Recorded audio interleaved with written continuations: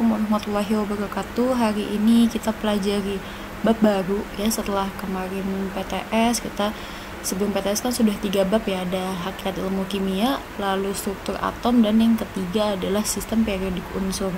Sekarang kita masuk ke bab terakhir materi kimia di semester ganjil ini.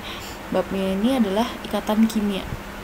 Oke, kita lihat di sini ada materinya. Untuk bab ini ada kestabilan atom, lalu ikatan ion, ikatan kovalen, ikatan logam, bentuk molekul, kepolaran senyawa, dan gaya antar molekul.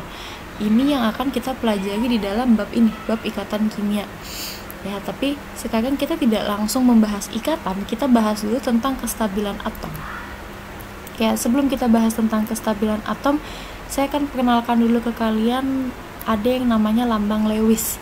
Nah, lambang Lewis ini silahkan kalian nanti pelajari baik-baik, karena kita akan banyak memakai lambang Lewis ini di materi ikatan kimia. Ya, ternyata lambang Lewis ini memudahkan kalian untuk nanti menentukan ikatan ya, baik ikatan ionik maupun ikatan kovalen. Nanti ada 2 jenis ikatan itu. Kenapa memudahkan gitu? Karena lambang Lewis ini adalah lambang atom yang disertai dengan elektron valensi. Nah, elektron valensi ini adalah elektron yang akan nanti terlibat di dalam ikatan, baik ikatan ion maupun ikatan kovalen. Oke, elektron valensinya ini dinyatakan dengan titik atau tanda silang. Jadi, banyaknya titik ini menggambarkan banyaknya elektron valensi. Bisa kita lihat ya, dalam satu golongan itu kan elektron valensinya sama. Nah, berarti dalam satu golongan itu sama jumlah elektron yang ada di lambang Lewisnya ini. Kayak ini kan 1A semuanya 1. Terus 2A semua 2. Nah, ini penulisannya aja supaya kalian gak bingung ya. Ini kalian nanti bisa mungkin ini di screenshot atau dipindahkan ya ke buku catatan kalian. Nanti ini kita akan banyak pakai nih ya, kalian akan banyak pakai. Oh, kalau F itu berapa elektron valensinya? Kelihatan dari sini lambang Lewisnya ada 1, 2, 3, 4, 5, 6, 7 gitu. Ini adalah lambang Lewis. Nah, selanjutnya kita bahas tentang kestabilan. Oke, di alam tidak ditemukan senyawa alami unsur-unsur gas mulia. Kenapa tidak ditemukan adanya senyawa alami? Maksudnya tidak ditemukan senyawa alami ini berarti gas mulia berada dalam bentuk unsurnya di alam. Berarti yang stabilnya itu sama dengan unsurnya ya. Berarti unsurnya sudah stabil, jadi tidak perlu berikatan.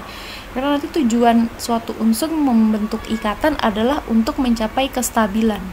Tapi berhubung gas mulia ini sudah tidak ditemukan senyawa alaminya ya, berarti sudah dalam bentuk unsur di alam ya, yang bentuk stabilnya, berarti dia stabil gitu, dia sudah stabil. Ya kan? Nah, menurut G.N. Lewis dan Kosel, kestabilan gas mulia berkaitan dengan konfigurasi elektronnya.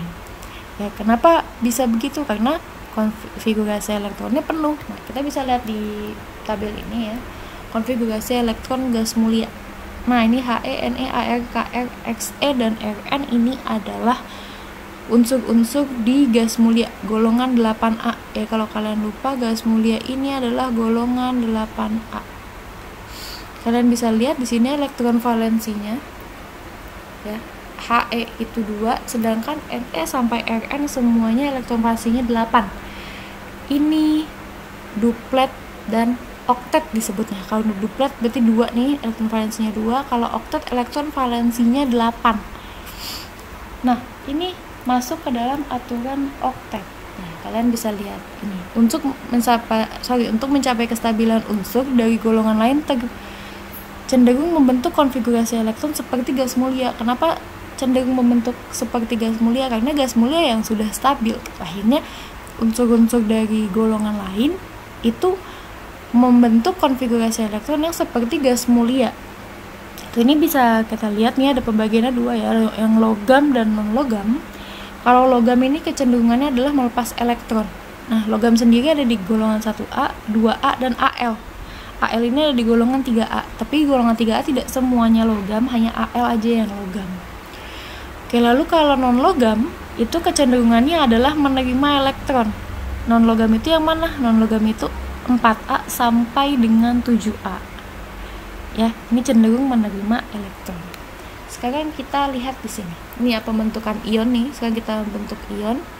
Yang pertama, unsur-unsur logam cenderung melepaskan elektron dan membentuk ion positif atau nama lainnya adalah kation.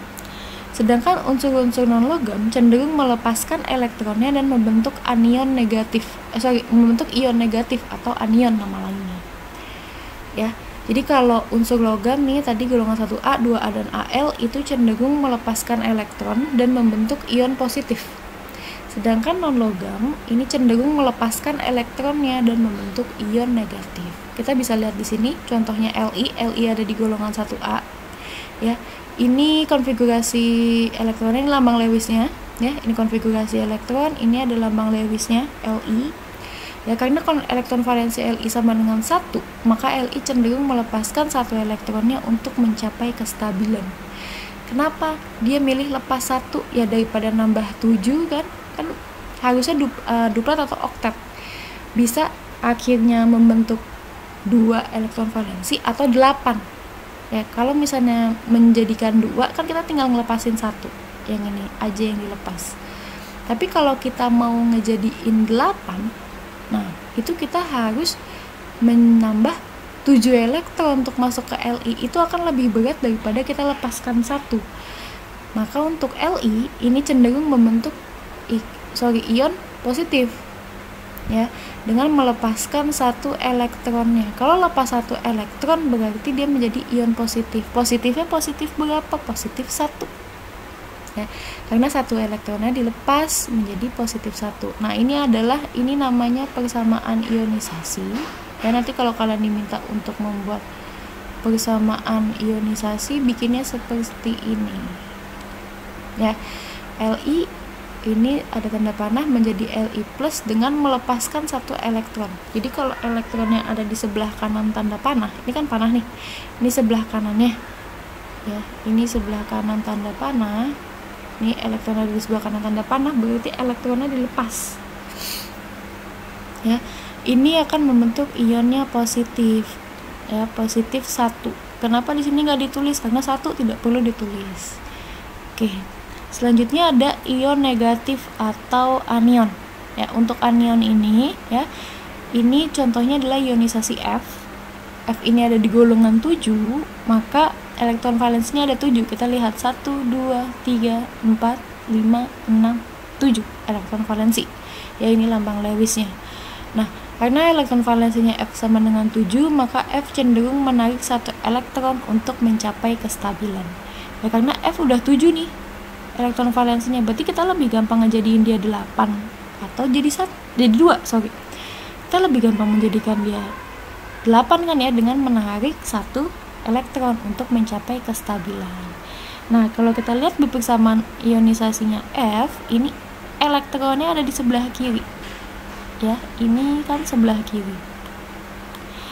Nah, berarti F ini menarik 1 elektron dulu. Ya, F menarik 1 elektron sehingga menjadi F-. Nah, coba kita lihat di sini di F doang kan elektron valensinya hanya 7, tapi di F- elektron valensinya ada 8.